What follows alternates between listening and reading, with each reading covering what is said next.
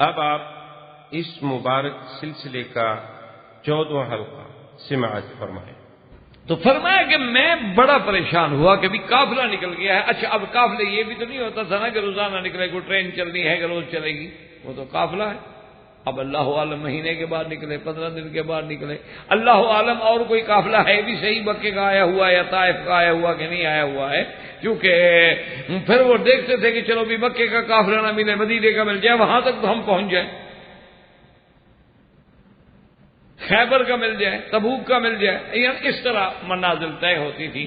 تو فرمایا میں بہت پریشان تھا، میں ایک دیوار کے سائے کے نیچے آ کے ایسے بیٹھ گیا اور پریشانی میں ہوں کہ ایک بندہ آیا، اس نے مجھے ہاتھ سے اٹھایا کہ کیا بات ہے، کیوں پریشان بیٹھے؟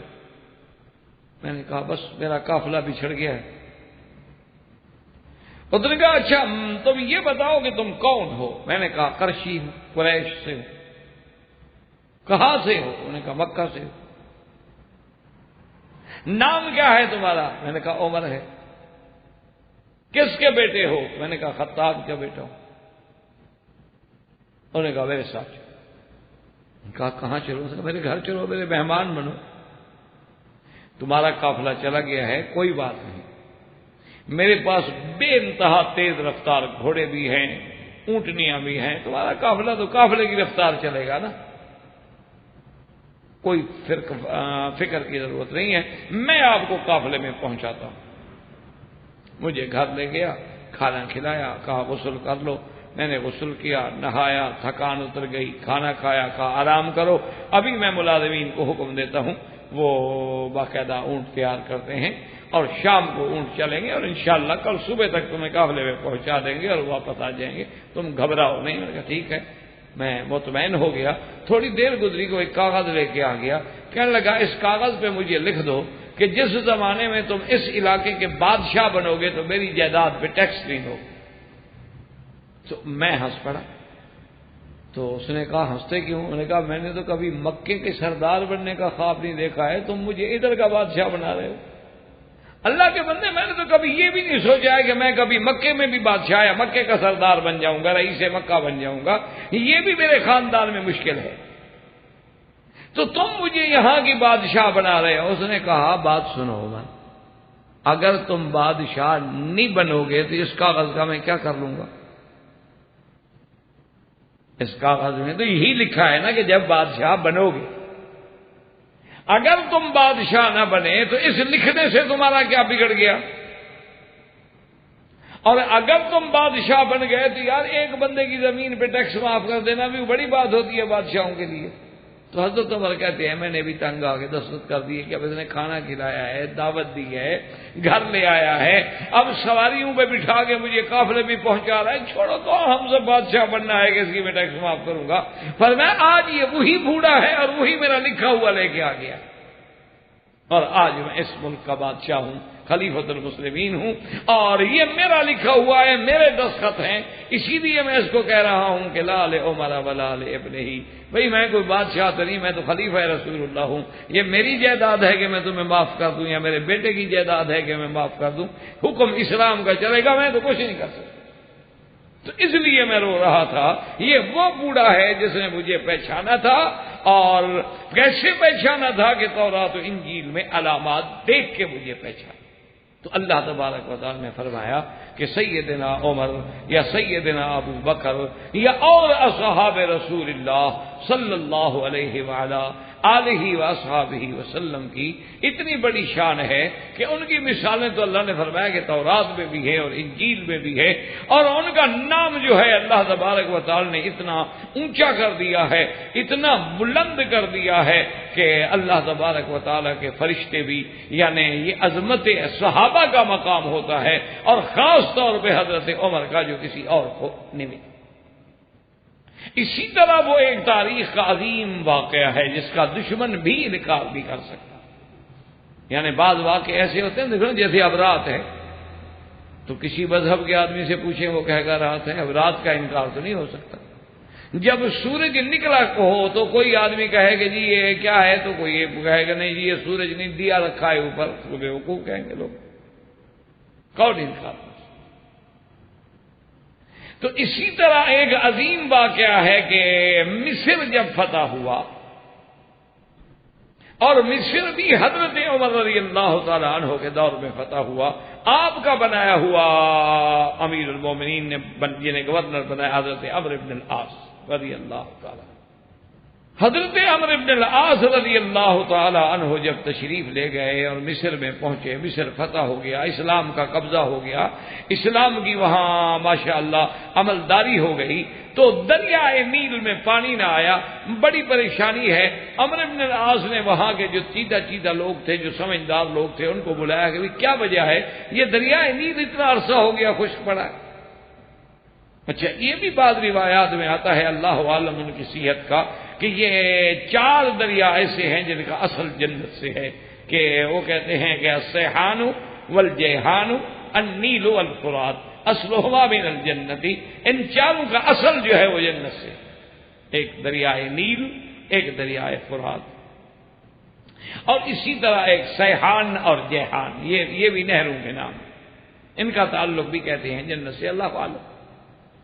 اور وما ذلک علی اللہ بعزیز، اللہ کے آگے کیا مشکل ہے؟ اب دیکھیں نا کہ جیسے حجر اسود کا تعلق بھی تو جنت سے ہے، اسی طرح کہتے ہیں مقام ابراہیم کا تعلق جو ہے وہ بھی جنت سے ہے، اسی طرح سیدنا اسماعیل علیہ السلام کا جو بدلے میں ذبیحہ کیا گیا وہ بھی جنت سے آیا، تو اللہ کے آگے کوئی مشکل تو ہے نہیں۔ تو بہرحال دریائے نیل کے بارے میں انہوں نے کہا کہ حضرت ہمارے ہاں نیل میں ایک رسم ہے کہ فلاں مہینے کی فلاں تاریخ کو ہم اس دریا کی نظر چڑھاتے ہیں، اور وہ نظر یہ ہوتی ہے کہ کنواری لڑکی ہو، خوبصورت ہو، اور پورے لباس اور پورے جمال اور پورے زیوروں سے مرصع ہو، اور پھر اس لڑکی کو لے کر ہم بڑے جلوس کی شکل میں آ کے دریا کے درمیان میں دریا کی نظر کر دیتے ہیں، ہم چلے جاتے ہیں، وہ لڑکی ڈوب جاتی ہے اور دریا بھی آ جاتا ہے، پانی آ جاتا ہے۔ حضرت عمرو بن العاص حیران ہو گئے، بھی یہ تو عجیب نظر ہے۔ اچھا، خدا کی شان ہے، یہ نظریں آج بھی موجود ہیں، آپ اگر انڈیا میں رہتے ہیں ماشاءاللہ ہمارے حضرات کافی وہاں کے، آج بھی وہ گنگا جمنا کی باقاعدہ نظر مانتے ہیں، اور کسی کو 75 کرنا ہو، پاک کرنا ہو۔ اچھا، عجیب بات ہے، یعنی قوموں کی رسم یہ ہے کہ مثلا کسی جگہ مسلمان گزر گیا تو ان کے نزدیک وہ جگہ جو ہے وہ بھرشٹ ہو جاتی ہے، پاک ناپاک ہو جاتی ہے، پھر اس کو وہ گائے کے یا بھینس کے پیشاب سے پاک کرتے ہیں۔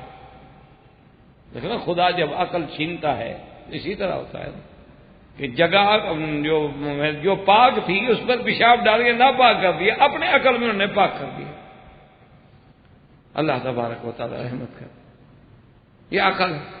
اچھا، یہ صرف یہ نہیں کہ انڈیا میں ہندو کرتے ہیں، مسلمان بھی کرتے ہیں، خواجہ دل دریا کی منت مانتے ہیں،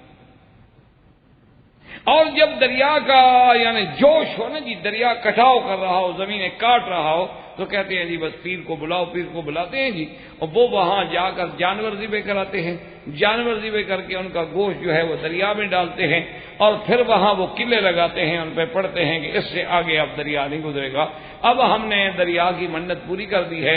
اور یہ گوشت کیوں ڈالا ہے؟ انہوں نے کہا جی حضرت خضر کی فوجیں جو ہے نا وہ بھوکھی ہوتی ہیں، وہ یہ گوشت کھاتی ہیں، راضی ہو جاتی ہیں تو واپس چلی جاتی ہیں، جیسے تیر نذرانہ لے کے واپس چل جاتا ہے۔ انہوں نے سمجھا خواجہ خضر بھی اسی طرح کا کوئی پیر ہوگا۔ انا للہ و انا الیہ راجعون، یہ باقاعدہ یعنی مسلمان کرتے ہیں، مسلمانوں کی بات میں کہہ رہا ہوں، کافروں کی بات نہیں کہہ رہا۔ اب بھی دریاؤں کے نام کی منتیں مانی جاتی ہیں، اور اب بھی مسلمان دریاؤں میں جب ان کی کشتیاں پھنس جاتی ہیں، بگرداب بلا افتاد کشتی، مدد کن یا معین الدین چشتی، کہ جب دریا کے گرداب میں کشتیاں آتی ہیں کہتے ہیں معین الدین تم مدد کر کے ہمیں نجات دو، اور ہمارے ملک والے معین الدین کو نہیں بلاتے، وہ فضل حق کو بلاتے ہیں، وہ حضرت خواجہ فضل حق کا نعرہ لگاتے ہیں کہ فضل حق ہمارا بیڑا دھک۔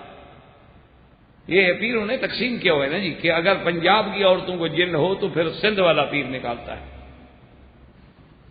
اور سندھ والی عورتوں کو اگر جن پکڑ لیں تو پھر ہمارے ملتان والے نکالتے ہیں، تاکہ آنے جانے کا رستہ ہو نا، کوئی لمبا سفر ہو، گاڑیاں چلیں، ٹرینوں کا کام بنے، ان کا آپس میں کہیں وعدہ وعید ہو تو وہ بھی موقع مل جائے۔ یہ مقامی پیر مسئلہ حل کر دے تو پھر تو کام نہیں بنے گا نا۔ انا للہ و انا الیہ راجعون، مسلمان ہیں، تو حضرت عمرو بن العاص رضی اللہ تعالی عنہ نے جب یہ بات سنی، انہوں نے کہا کہ نہیں، ٹھہر جاؤ، یہ ہم مسلمان ہیں، ہم ان چیزوں کو نہیں مانتے، لیکن اس کے بارے میں لکھوں گا امیر المؤمنین خلیفۃ المسلمین سیدنا عمر رضی اللہ تعالی عنہ کو، اور دیکھتے ہیں کہ حضرت عمر کیا رائے۔ اللہ اکبر۔ سیدنا عمر رضی اللہ تعالی عنہ کو خط ملا، یہ امیر المؤمنین عمر ہے نا رضی اللہ تعالی۔ سیدنا عمر کو جب خط ملا، آپ نے فوراً اپنے کاتب کو بلایا، فرمایا ادھر آؤ، لکھو، خط لکھو۔ انہوں نے کہا شاید گورنر صاحب کو خط لکھواتے۔ نے کہا لکھو بن عبد اللہ امیر المؤمنین عمر بن الخطاب الانی اما بعد، لکھو تم کہ اللہ کے بندے عمر کی طرف سے خط ہے دریائے نیل کے نام، اگر تم چلتے ہو اللہ کے حکم سے تو چلو، اور اگر تم اللہ کے حکم کے بغیر چلتے ہو اور منتوں سے چلتے ہو تو ہمیں تمہاری کوئی ضرورت نہیں، اور تمہارے نہ چلنے سے ہمیں کوئی نقصان نہیں ہوگا۔ خط لکھا، عمر نے اپنے دستخط کیے، مہر لگائی، لفافے میں بند کیا، اپنے گورنر کو بھیجا کہ جب میرا خط پہنچ جائے تو یہ خط لے کے دریا کے اندر جا کے رکھ دو، بس باقی اللہ پہ چھوڑ دو۔ اندازہ فرمائیں کہ آج اگر کوئی آدمی ایسی بات ہوتی تو کوئی کہتا ہے یار نعوذ باللہ یہ کوئی بات ہے، بولا پانی کو بھی کوئی خط لکھتے ہیں، یا پانی میں خط ڈالو تو ختم ہو جائے گا، کاغذ بھی گل جائے گا۔ حضرت عمر نے کیسے کر دیا؟ لیکن عمرو بن العاص بھی صحابی ہے رسول اللہ کا، اور گورنر ہے امیر المؤمنین، جانتا ہے کہ عمر ایسے بات نہیں کر سکتا، عمر تو محدث ہے، وہ تو تب بات کرتا ہے جب اللہ الہام فرماتے ہیں، اللہ اس کے دل میں ڈالتے ہیں۔ مطلب اتنی بڑی بات، وہ تو توحید کو ثابت کرنے کے لیے، شرک کو مٹانے کے لیے اگر عمر نے یہ خط لکھا ہے تو اس میں کوئی حکمت۔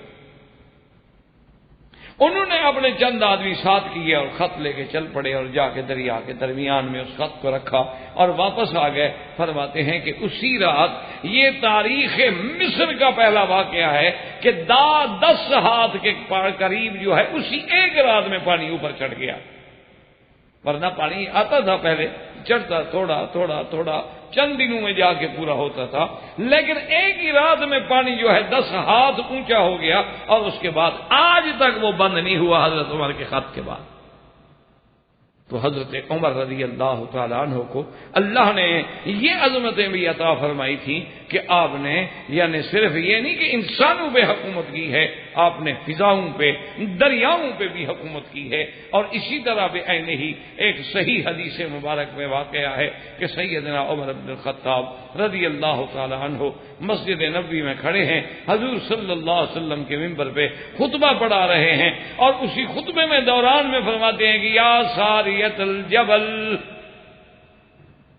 یا ساریت الجبل، یا ساریت الجبل۔ صحابہ حیران پریشان ہو گئے کہ حضرت عمر کو کیا ہو گیا بھائی، عجیب بات ہے، ساریہ جبل، ساریہ جبل۔ اور ساریہ تو صحابی کا نام ہے، وہ تو جنگ پہ گئے ہوئے ہیں، اور وہ جنگ لڑ رہے ہیں نہاوند میں، اور نہاوند مدینہ منورہ سے 1 مہینے کا سفر ہے، اور حضرت یہاں سے کھڑے کھڑے بلا رہے ہیں کہ ساریہ جبل جبل، یہ کیا ہو رہا ہے؟ جب جمعہ سے فارغ ہو گئے تو سب لوگوں نے حضرت امیر المومنین سے پوچھا کہ حضرت خیر تو تھی، آج تک آپ نے کبھی خطبہ رسول میں، خطبہ نبی میں ایسی بات نہیں فرمائی، آج آپ کیا کہہ رہے تھے یا ساریت الجبل، یا ساریت الجبل؟ فرمایا کہ میں جب منبر نبی پہ کھڑا تھا تو میرا دل اٹکا ہوا تھا اپنی فوجوں میں جو کفر کے خلاف لڑ رہی ہیں، تو اللہ نے وہ منظر مجھے دکھلایا تو میری فوج شکست کھا رہی تھی، تو میں نے یہاں سے کاشن دیا اپنے جنرل کو کہ ساریہ اب تم ایسا کرو کہ پہاڑ کو اپنی پشت پہ رکھ لو اور پھر حملہ کرو، تاکہ تمہاری پشت تو محفوظ ہو جائے، تم تو غلط لڑ رہے ہو کہ ادھر بھی دشمن حملہ کر سکتا ہے، ادھر سے بھی حملہ کر سکتا ہے۔ صحابہ چپ ہو گئے۔ اب اللہ کی شان ہے کہ کچھ عرصے کے بعد جب وہ حضرت ساریہ کی قیادت میں فوجیں واپس آئیں تو لوگوں نے حضرت ساریہ رضی اللہ تعالیٰ عنہ سے رجوع کیا، پوچھا کہ بھی حال حوال، نے کہا جی اللہ کا شکر ہے، اللہ نے فتح عطا فرمائی صحابہ کو، لیکن ہم شکست کھا رہے تھے، جمعہ کا وقت تھا، عین جمعہ کی نماز کا وقت تھا کہ عمر کی آواز آئی کہ یا ساریۃ الجبل، اور جب حضرت عمر کی آواز آئی تو میں نے اسی وقت اپنی فوج کو حکم دیا کہ بھی اپنی حیت کو تبدیل کرو، اور اللہ تبارک و تعالیٰ نے بس اس تبدیل کے بعد جو ہم نے حملہ کیا تو اللہ نے ہمیں فتح عطا فرما دی۔ تو یہ شرف بھی اگر ملا تھا کہ فضاؤں کو حکم جا رہا ہے، ہواؤں کو حکم جا رہا ہے، دریاؤں کو حکم جا رہا ہے، یہ بھی سیدنا عمر رضی اللہ تعالی عنہ کو ملا، اور کسی کو یہ مقام اور مرتبہ جو ہے وہ نصیب نہیں ہو سکتا۔ اور اسی طرح آپ دیکھیں کہ کئی ایک مقامات ہیں، یعنی قرآن میں، احادیث میں، کتب سابقہ میں، کتب متقدمہ میں یہ شرف جو ملے ہیں حضرت عمر کو، اور پھر اتنا کہ دریاؤں پہ حکم ہے اور فضاؤں پہ حکم ہے، اور اللہ کے قرآن کا اتنا تابع ہے کہ اگر کوئی راہ چلتا آدمی بھی قرآن کی آیت پڑھ دیتے تو حضرت عمر کانپنے لگ جاتے، کھڑے ہو جاتے۔ اسی لیے حضرت عمر کی صفت میں ہے کہ کانا وقافن عند کتاب اللہ، کہ جب کوئی آدمی اللہ کے قرآن کی آیت پڑھ دے بس عمر ختم۔ اسی لیے ایک دفعہ روایات میں موجود ہے، سیرت کی کتابوں میں موجود ہے کہ سیدنا امیر المؤمنین عمر بن الخطاب رضی اللہ تعالی عنہ نے مدینہ منورہ میں حضور کے منبر پہ کھڑے ہو کے اعلان فرما دیا کہ لا تغالوا فی المہور، فرمایا کہ آج کے بعد خبردار کوئی آدمی اپنی بیٹی کی مہر زیادہ نہ کرے۔ نے فرمایا خبردار، حضور کی بیٹیوں سے یا حضور کی بیویوں سے کسی کی بھی مہر اگر زیادہ ہو گئی تو عمر اس کو پکڑ لے گا اور مال بیت المال میں داخل کر دے گا۔ یہ تم کیا کر رہے ہو کہ تم نے مہر اتنا مہنگا کر دیا ہے؟ تو جب مہر مہنگا ہو جائے گا، حلال مہنگا ہو جائے گا، لازمی بات ہے کہ پھر حرام سستا ہوگا۔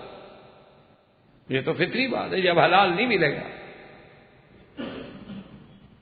آج بھی آپ دیکھ لیں کہ اسلام کے لوگ، یعنی ہم عرب اور عجم، دو متبادی رسومات میں مبتلا ہو گئے ہیں۔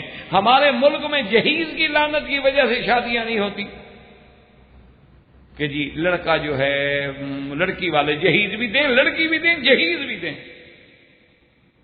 کیوں؟ ہمارا لڑکا جی پڑھا لکھا ہے، ڈاکٹر ہے، انجینئر ہے، ویسے دے دیں۔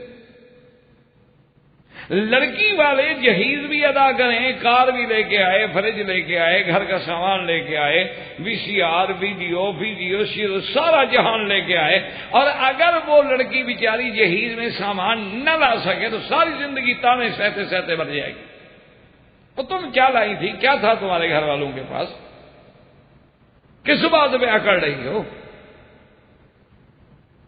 اور یہاں الٹ رواج ہے کہ جناب پہلے تو 1 لاکھ حق المہر ادا کرو، یا 10,000 یا 20,000، اور اس کے بعد جب شادی کرنی ہو تو جو افراح ہیں، شادی گھر ہیں، وہاں ماشاءاللہ جو بڑے ہیں ان کا تو 5-5، 10-10 لاکھ ریال ایک رات کا کرایہ ہے۔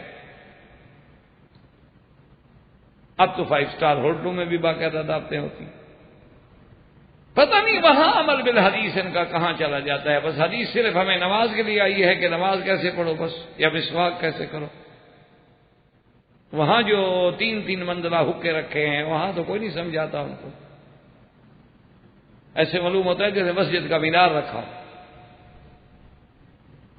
تاش ہے، حقے ہے، گانا ہے، اور نعوذ باللہ مووی ہے، اور باقاعدہ ویڈیو پہ فلمیں بن رہی ہیں، اور تمام عورتیں جو ہیں ان کی فلمیں بن رہی ہیں، اور وہی فلمیں پھر غیر مرد جا کے دیکھتے ہیں۔ ایک فستان جو ہے اس کی سلائی 5-5 ہزار ریال ہے۔ یہ بھی عمل بالحدیث ہے۔ انا للہ و انا الیہ راجعون۔ کیوں ہم اپنے آپ کو دعویٰ کرتے ہیں لیکن ہمارا صرف انہی چیزوں پہ عمل ہے جو ہمیں پسند ہیں، ہمیں قبول ہیں، ہمارے لیے آسان ہیں، لیکن جس میں ذرا ہمیں قربانی دینی پڑے وہاں کوئی حدیث پہ عمل کرنے کے لیے تیار نہیں۔ حضرت عمر رضی اللہ تعالیٰ نے حکم کیا، ایمان سے کہیں کہ مصلحات عامہ کے تابع تو حضرت عمر کا حکم ٹھیک تھا، اور حضور کا خود ایک حدیث مبارک میں بھی ہے، آپ نے فرمایا سب سے بہتر عورت وہ ہوتی ہے ایسرہن صداقا، جو حق المال کے اعتبار سے سستے آسان ہو۔ کیوں؟ انہوں نے کہا تو عورت تو وہی اچھی ہوتی ہے، تکلیف نہ ہو خامند کو، بغیر پریشانی کے، بس ایک حق المال شریعت کا حکم ہے، لکھ دیا جاتا ہے اور دے دیا جاتا ہے، بس بات ختم ہوگا۔ حضرت عمر رضی اللہ تعالیٰ عنہ نے آرڈر کیا، اور اس کے بعد آرڈر کرنے کے بعد جب سیدنا عمر رضی اللہ تعالیٰ عنہ اترے، خدا کی شان ہے کہ آپ جب مسجد نبی کے باہر جانے لگے تو ایک بوڑھی عورت کھڑی تھی، اس نے حضرت عمر کا ہاتھ پکڑ لیا اور کہا ٹھہرو عمر۔ عمر ٹھہر گیا۔ اس نے کہا آپ نے یہ کیسے حکم دیا ہے کہ حق المہر جو ہے تھوڑی ہو زیادہ نہ ہو، میں چھین لوں گا، میں یہ کر لوں گا۔ آپ کون ہیں چھیننے والے؟ اللہ کے قرآن میں ہے کہ آتے تم ہن اہدا ہن کنتارن، کنتار کہتے ہیں ڈھیر سارا سونا، تو اللہ کہتا ہے ڈھیر سارا سونا دے سکتے ہو، تم کیوں پابندی لگا رہے ہو؟ حضرت عمر وہیں کھڑے ہو گئے، فرمایا الحمدللہ الذی افقہ العجائز من افقہ من عمر، کہ اللہ تیرا شکر ہے، مدینے کی تو اب بھی اتنی بڑی شان ہے کہ یہاں کی بوڑھی عورتیں بھی زیادہ فقیہ ہیں عمر سے، وہ بھی زیادہ بات سمجھ گئی، میں نہیں سمجھا۔ فرمایا اچھا بھائی میں اپنا آرڈر واپس لے لیتا ہوں، جو اللہ کے قرآن کا حکم ہے مقدم۔ تو حضرت عمر اتنی شان کے بعد یہ بھی شان، یعنی آپ کی شخصیت کا ایک پہلو ہے کہ ادھر جلال کا یہ عالم ہے کہ بادشاہان وقت کانپتے ہیں۔ جبلت بن الایہم جب آتا ہے، اللہ کے کعبے کا طواف کر رہا ہے، ایک صحابی غریب کا اس کی چادر پہ پاؤں آ گیا اتفاق سے، اس نے غریب کو تھپڑ مارا۔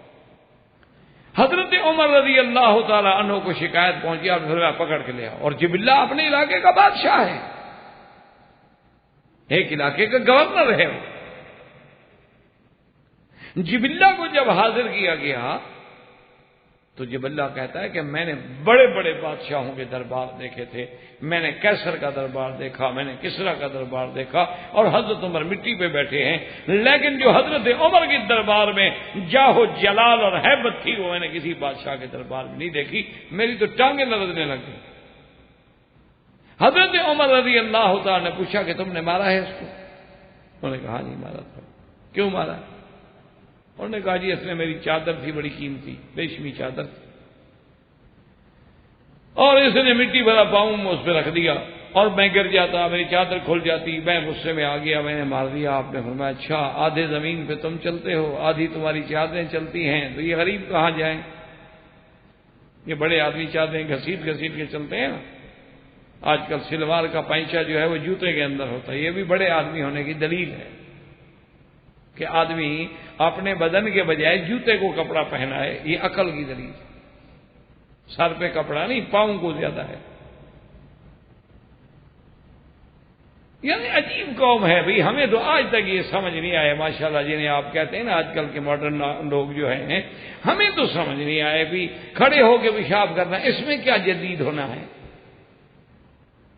یعنی آدمی کھڑے کھڑے پیشاب کرے، یہ بھی بڑے آدمی ہونے کے علامت ہے۔ ہم نے تو یہ جانوروں کو دیکھا ہے کھڑے کھڑے پیشاب کرتا ہو، نہ آپ نے دیکھا ہے کبھی جانور بیٹھتے ہیں لیٹرین جاتے؟ کیا خیال ہے؟ نہ ٹھنڈے، اچھا وہ پھر وہ استنجا کرتا ہے بلاؤں، یا اسی ٹانگوں شانگوں میں گزارا ہو جاتا ہے پیشاب کا؟ تو یہ بڑے آدمیوں کا پیشاب کہاں جاتا ہے؟ یہ بڑائی کی علامت ہے، وہ عقل کی علامت ہے کہ آدمی کھڑے پیچھے پیشاب کرے۔ اچھا ماشاءاللہ روٹی بھی کھڑے ہو کے کھاتے ہیں، پیشاب بھی کھڑے ہو کے، کھانا بھی کھڑے ہو کے، بڑے لکھے لوگ ہیں نا، جدید طرز زندگی ہے۔ اسی لیے اکبر الہ آبادی روتا تھا نا بیچارہ کہ اٹھا کر پھینک دو باہر گلی میں، نئی تہذیب کے انڈے ہیں گندے۔ اکبر الہ آبادی ایسے تو نہیں رو کے گیا ہے نا بیچارہ کہ یہ کیا قوم ہوئی کہ کھانا بھی کھڑے کھا رہے ہیں، پیشاب بھی کھڑے ہوئے کر رہے ہیں، اور اس کے بعد جناب یہ بڑائی کی دلیل ہے۔ عجیب بات ہے کہ کیسے بڑائی کی دلیل، ہمیں تو آج تک یہ بات سمجھ نہیں آئی۔ تو بڑائی کی دلیل تو یہ ہے کہ اتباع سنت میں بڑائی کی دلیل ہے، اتباع قرآن میں بڑائی کی دلیل ہے۔ اب دیکھیں کہ جبلت بن الایہم بادشاہ ہے، وہ کہتا ہے میں کام گیا، حضرت عمر مٹی پہ بیٹھے ہیں، کوئی قالین شالین نہیں بچھا ہوا۔ اللہ کے بندے، روب ہو یا عزت ہو یا جمال ہو، یہ اللہ کے دین کا ہوتا ہے، ہمیشہ یاد رکھا کرو۔ اللہ کے قرآن نے کہا ہے کہ صحابہ کے چہرے دیکھو تو نظر آتا تھا کہ یہ صحابہ ہیں۔ وجہ کیا ہے کہ ایک روایت میں آتا ہے جس بندے کی عبادت رات کو زیادہ ہوگی اس کے چہرے پہ صبح نور زیادہ ہوگا۔ آپ ویسے دیکھ لیں، ایک آدمی رات شراب میں گزارے، زنا میں گزارے، ایک تہجد میں گزارے، صبح دونوں کے چہرے کو دیکھو، ایک پہ رحمت برس رہی ہوگی، ایک پہ لعنت برس رہی ہوگی۔ اچھا، ایک فاسق فاجر شرابی لٹیرے ڈاکو کا چہرہ بھی دیکھو، ایک عالم عابد زاہد کا چہرہ بھی دیکھو، فرق محسوس ہوتا ہے کہ نہیں ہوتا؟ ایک طوائف کا چہرہ بھی دیکھو اور ایک معصوم بچی کا چہرہ بھی دیکھو، آپ کو دور سے نظر آئے گا کہ نہیں یہ واقعی معصوم بچی ہے۔ تو سیدنا عمر کے چہرے پہ جو جلال تھا، وہ تو بڑے بڑے لوگ جو ہیں نا وہ بھی کانپ جاتے تھے۔ تو جبلہ کہتا ہے میرے تو ٹانگیں لڑکھڑانے لگی، میں نے بات کہہ دی، حضرت عمر نے بلایا بدو کو، کہا ادھر آؤ، انہوں نے کہا کہ اس کے منہ پہ مارو تھپڑ، جس طرح اس نے مارا تھا نا تمہیں تھپڑ مارو۔ اب جبلہ نے کہا حضرت میری توہین ہے، میں اتنا بڑا آدمی ہوں۔ کہا اچھا بڑے آدمی ہو نا، بڑے کا کیا مطلب ہے؟ تم بھی آدمی ہو، یہ بھی آدمی ہے، بڑے کا کیا مانا؟ سیدھا کرو۔ انہوں نے کہا جی ٹھیک ہے۔ جب وہ جناب بدو آیا نا تیار ہو کے، تو حضرت عمر نے کہا ایک بات سن لو۔ انہوں نے کہا کیا؟ انہوں نے کہا جتنے زور سے جبلہ نے ماری تھی نا تمہیں تمانچہ، اتنے زور کا تو میں نے فیصلہ کیا ہے، اس سے زیادہ لگا تو قیامت میں خود جواب دینا، عمر ذمہ دار نہیں ہوگا۔ کیوں؟ وہ تو چلو پھر وہ نازک آدمی تھا، گورنر آدمی تھا، اس کا تو ہاتھ بات ہے، بدو کا ہاتھ رکھتا تو اس کے تو پورے انشاءاللہ دانت باہر جا کے پڑتے ہیں۔ وہ تو غریب کے ہاتھ میں تو قوت ہوتی ہے نا، غریب کا ہاتھ عورتوں کی طرح تو نہیں ہوتا ریشمی ہاتھ ہو۔ اس نے کہا حضرت اگر یہ بات ہے نا تو میں معاف کیا۔ انہوں نے کہا کیوں؟ انہوں نے کہا حضرت میں نے کوئی وزن کیا تھا کہ کتنی چوٹ سے اس نے مجھے مارا ہے، کتنی زور سے؟ انہوں نے کہا نہیں، عدل یہی ہے، انصاف یہی ہے کہ اس سے زیادہ جو ہوگا پھر عمر ذمہ دار نہیں ہوگا، قصاص برابر۔ انہوں نے کہا جی میں نے بات کی۔ اسی طرح سیدنا عمر رضی اللہ تعالی عنہ کے بارے میں ہے، یعنی عجیب تھا نا عمر، اللہ اس کی مزار پہ پہلے ہی رحمتیں ہیں، اور اللہ قیامت تک اور رحمتیں اور عظمتیں نصیب فرمائیں، اور اللہ ہمارے دلوں میں سیدنا عمر، سیدنا ابو بکر، خلفائے راشدین، عثمان و علی رضوان اللہ علیہم کی محبت اور ادب پیدا فرمائے۔ حضرت عمر رضی اللہ تعالیٰ عنہ رات کو گشت کر رہے ہیں، آپ نے اپنے خادم سے فرمایا کہ ادھر آؤ، معلوم ہوتا ہے کہ اس گھر کے اندر مجھے دور سے تھوڑی تھوڑی آواز آ رہی ہے، معلوم ہوتا ہے کہ کوئی عورت گانے والی بھی ہے اور کوئی بندہ شراب پی رہا۔ اس نے بھی کان لگا، انہوں نے کہا حضرت شک تو مجھے بھی پڑتا ہے۔ حضرت عمر رضی اللہ تعالیٰ نے پھر تسلی کر لی، اور تسلی کرنے کے بعد ایک مقام سے دیکھا تو اندازہ جگہ موجود تھی، آپ نے دیوار سے پھلانگا، خادم نے بھی پھلانگا تو اندر عورت بھی موجود تھی، شراب کی بوتل بھی موجود تھی، اور مرد بھی نشے میں تھا، اور عورت بھی گا رہی تھی۔ تو انہوں نے کہا اچھا عدو اللہ، تمہیں پتا تھا کہ تم کمرے بند کر کے یہاں دور تنہائی میں شرابیں پیو گے اور گناہ کرو گے اور عمر کو دھوکہ دو گے، عمر کو پتہ نہیں لگے گا؟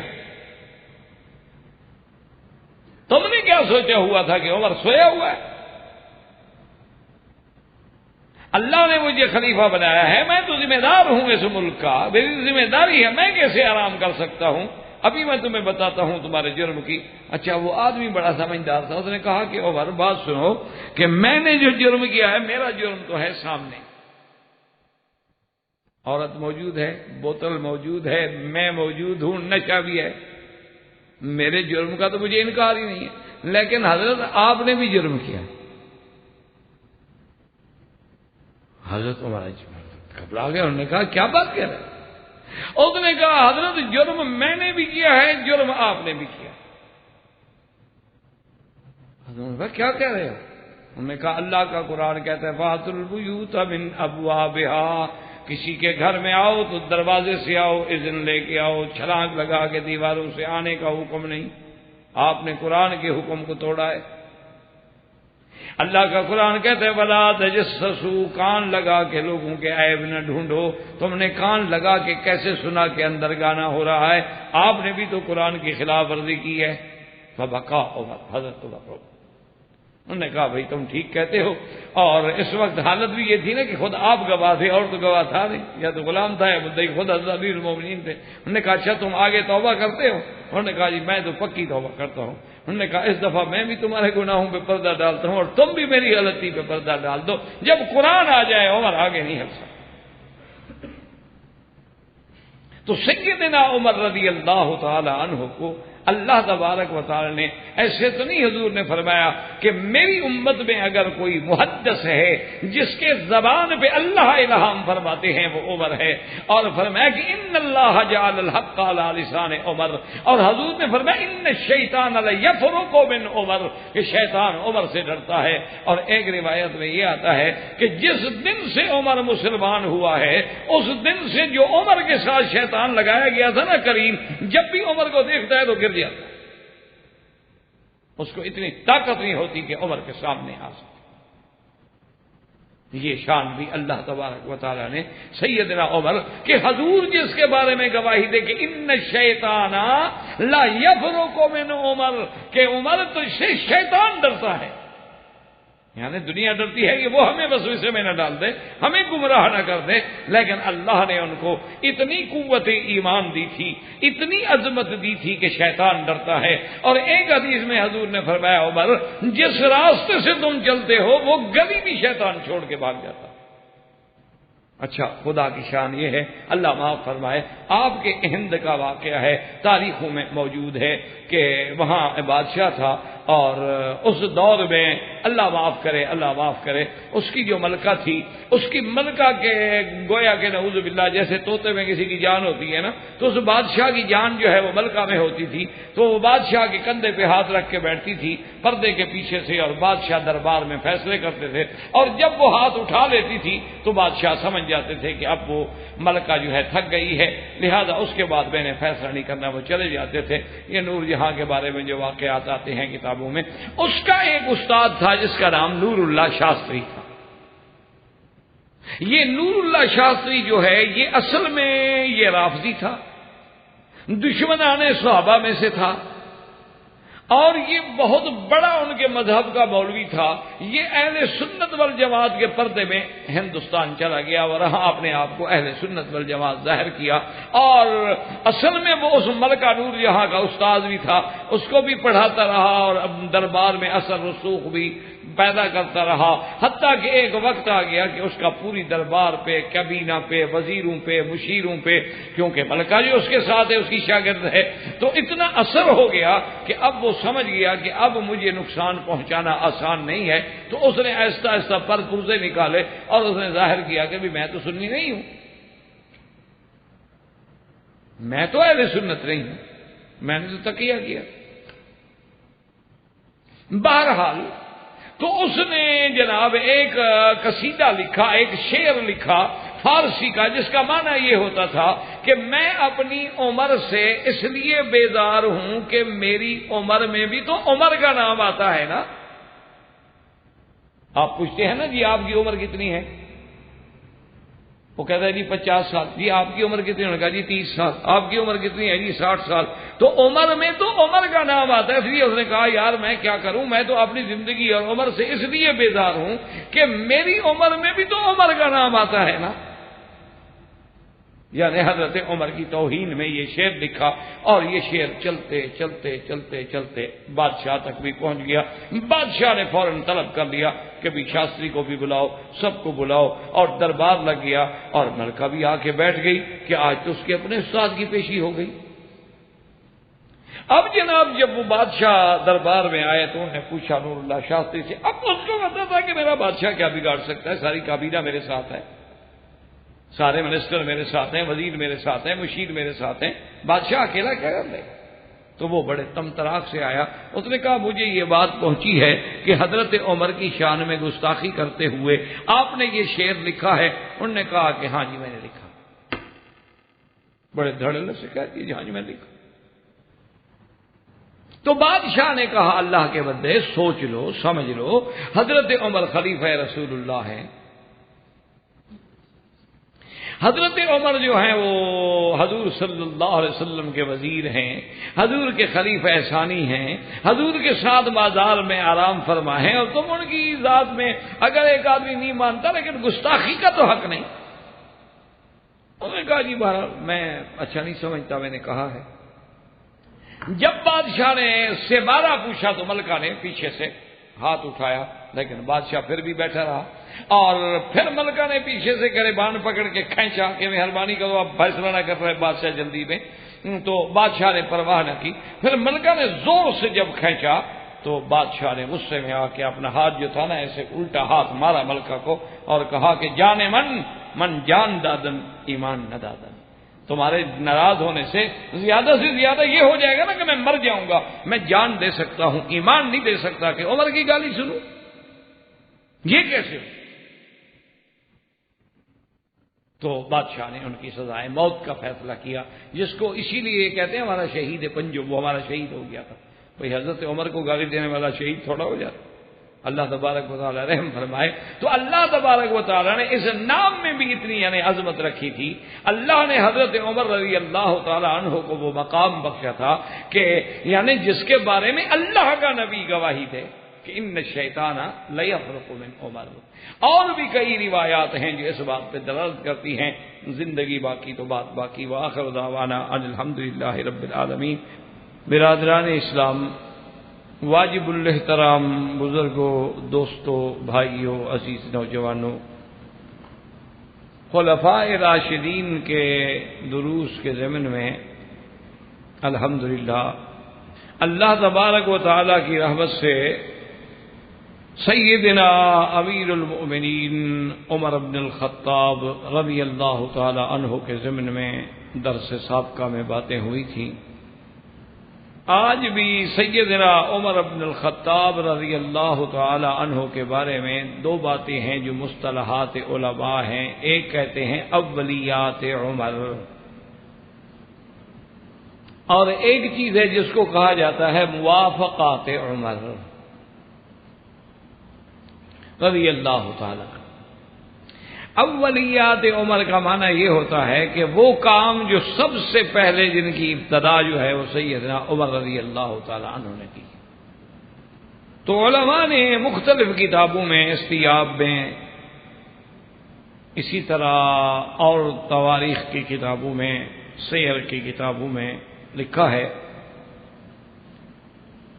کہ سب سے پہلے اول من لقب امیر المؤمنین، سب سے پہلے امیر المؤمنین کا لقب صحابہ میں رضوان اللہ تعالی علیہم اجمعین نے جس نے اختیار کیا ہے وہ سیدنا عمر ہے۔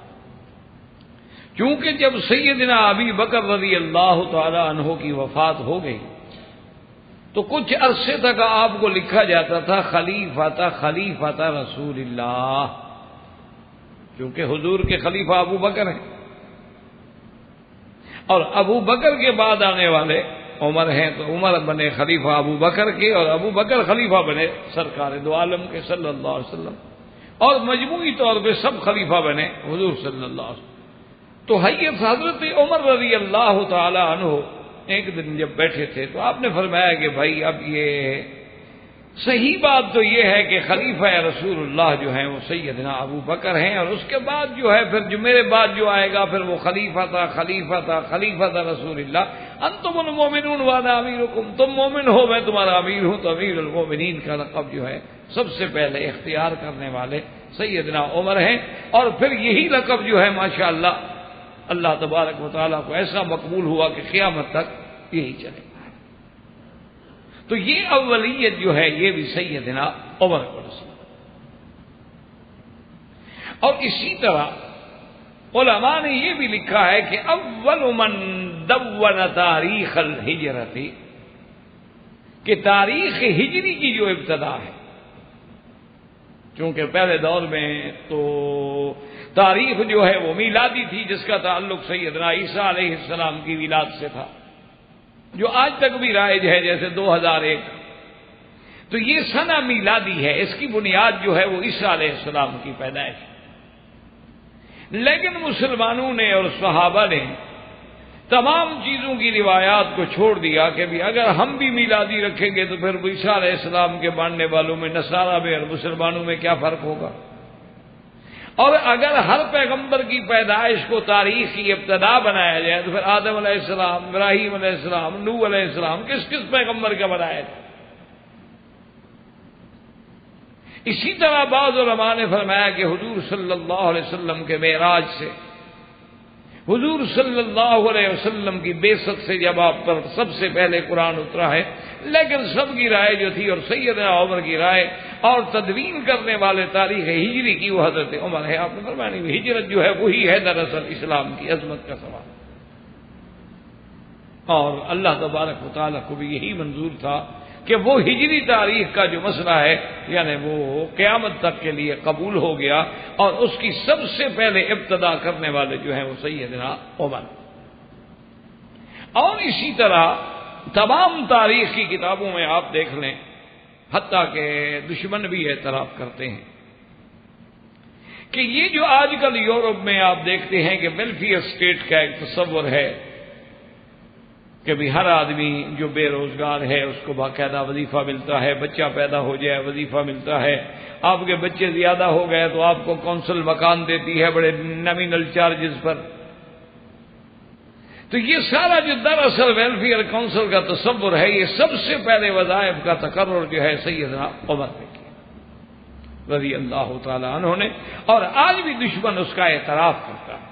یعنی آپ دیکھ لیں برٹش کا جو قانون ہے، ان کا جو آئین ہے جو تدوین کیا گیا ہے، وہ جس پروفیسر نے لکھا تھا اس نے اعتراف کیا ہے اپنی کتابوں میں کہ میں نے سیدنا عمر سے متاثر ہو کے یہ لکھا ہے۔ تو اس کا تصور دینے والا سب سے پہلے کہ بھی غریب کو وظیفہ دو، بے روزگار کو وظیفہ دو، بوڑھا ہے وظیفہ دو، بچہ پیدا ہو وظیفہ دو، اور حتیٰ کہ یہودی ہے، نصرانی ہے، بوڑھا ہو گیا، بیکار ہے، اس کو بھی وظیفہ دو۔ یہ تأثر جو ہے سب سے پہلے سیدنا عمر نے دیا ہے رضی اللہ تعالیٰ عنہ نے۔ یہ شان بھی حضرت عمر کی ہے کہ عمر جیسا آدمی جو ہے وہ کھڑے ہو کے کہتے تھے کہ اگر دریائے نیل یا دریائے فرات کے کنارے پہ کوئی کتا بھی بھوک سے مر جائے تو اس کا جواب بھی قیامت میں عمر دے گا۔ آج تو بندے مر جاتے ہیں، خودکشی کر رہے ہیں، کوئی پوچھنے والا بھی، اور ہیں بھی ہم سب مسلمان۔ تو یہ جو نظم ہے، نظام ہے، سب سے پہلے حضرت عمر نے دیا۔ اور اسی طرح مساجد میں یعنی لائٹ کا انتظام کرنا، ورنہ یہ ہوتا تھا کہ بھی ایک تھوڑا دیا شیعہ، ایک دیا دو دیے رکھ دیے، تھوڑی روشنی ہو گئی، لوگوں کو اندازہ ہو گیا کہ مسجد کا داخلہ ہے، اندر جانا ہے، باہر نکلنا ہے۔ لیکن ایک دفعہ سیدنا علی رضی اللہ تعالیٰ عنہ جو آئے تو دیکھا رمضان المبارک کا مہینہ تھا اور مسجد میں قنادیل لٹکے ہوئے ہیں اور لیمپ لٹکے ہوئے ہیں اور بڑی روشنی ہے۔ تو انہوں نے پوچھا بھی یہ کس نے کیا؟ تو انہوں نے کہا کہ حضرت عمر نے کیا تھا اور ان کے آرڈر تھے۔ تو آپ نے بڑے خوش ہو کے دعا کی، فرمایا نور اللہ فی قبر عمر کما نور مساجدنا، کہ اللہ عمر کی قبر کو بھی ایسے منور کر دینا جیسے اس نے ہماری مساجد کو منور کر دیا۔ تو یہ اولیت جو ہے یہ بھی سیدنا عمر کو ملی رضی اللہ تعالی۔ اور اسی طرح یاد رکھیں کہ ایک قاری قرآن پر رمضان المبارک میں جمع ہو کے تراویح کا پڑھنا اور 20 رکعت پڑھنا، اس کی ابتدا کرنے والا بھی عمر رضی اللہ تعالی عنہ۔ کہ آپ دیکھیں کہ حضرت عمر رضی اللہ تعالی عنہ جب تشریف لائے اور انہوں نے مسجد نبوی میں دیکھا کہ ماشاءاللہ رمضان المبارک میں بڑی رونق ہے، کوئی حافظ ادھر پڑھ رہا ہے، کوئی قاری وہاں پڑھ رہا ہے، کسی کے ساتھ 10 آدمی، کسی کے بعد 20 آدمی، کسی کے بعد 4 آدمی ہیں۔ تو آپ نے فرمایا کہ یار یہ علیحدہ علیحدہ پڑھنے کے بجائے ایسا کیوں نہ ہو کہ ہم مسلمانوں کو ایک امام پہ جمع کر دیں۔ فجمعہم علی ابی بن کعب، آپ نے حضرت ابی بن کعب، کیونکہ حضرت ابی بن کعب وہ ہیں جن کے بارے میں اللہ کے نبی نے فرمایا کہ اقرأکم ابی، کہ سب سے بہتر قرآن پڑھنے والا جو ہے قرأت سے ابی بن کعب۔ آپ نے حکم دے دیا کہ بھی علیحدہ علیحدہ نہ پڑھو، سارے جماعت جو ہے مل کے ایک امام کے پیچھے حضرت ابی بن کعب کے پیچھے کھڑے ہو کے 20 تراویح پڑھی جائیں۔ تو اس تراویح کی اور 20 تراویح کی ابتدا رکھنے والا جو ہے وہ حضرت عمر ہے، اور یہ اولیت کا شرف بھی حضرت عمر کو ملا ہے، اور تمام صحابہ نے اجماع کر لیا تو اس کا درجہ وہی ہو گیا جو سنت رسول اللہ، کہ کسی صحابی نے اعتراض نہیں کیا کہ جی ہم 20 نہیں پڑھتے۔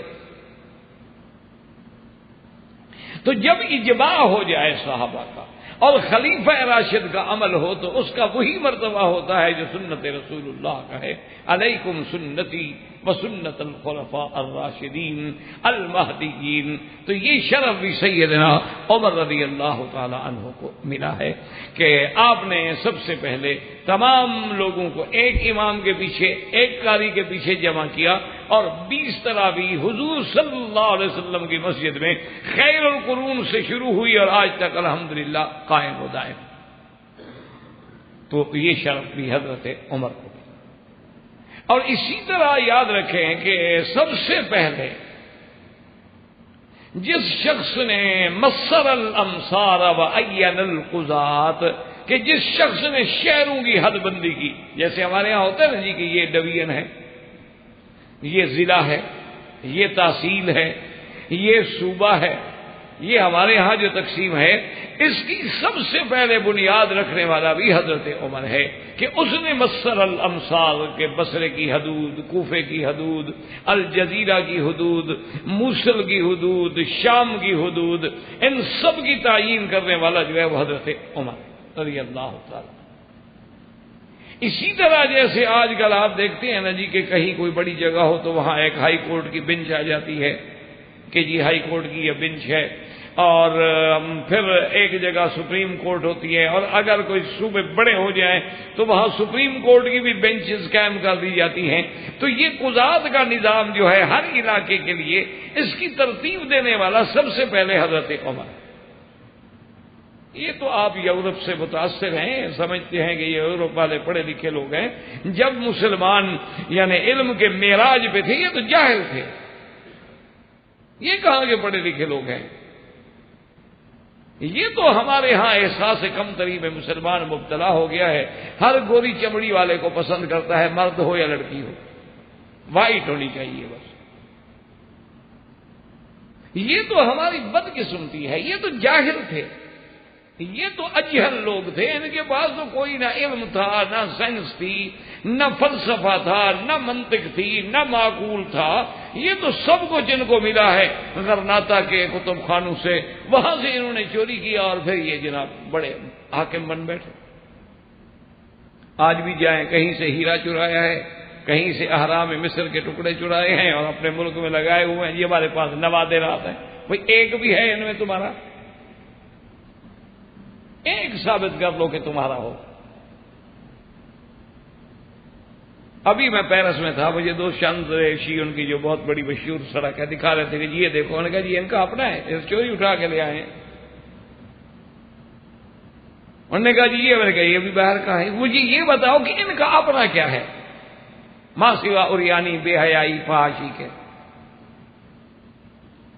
انہوں نے کیا ترقی کی ہے جی؟ ججز بنا دیے۔ سب سے پہلے کمال تو اس کا ہے کہ عین زمانہ جاہلیت سے نکلنے کے بعد اسلام نے سب سے پہلے بنیاد رکھی کہ قاضی کا تصور کیا ہوتا ہے اور امصار کیا ہوتے ہیں، اور سب سے پہلے جو آج آپ کمپیوٹر میں آپ سب ریکارڈ بنا رہے ہیں، اول من دون الدیوان عمر، سب سے پہلے یہ رجسٹریشن کا مسئلہ جو ہے حضرت عمر نے بنیاد رکھی۔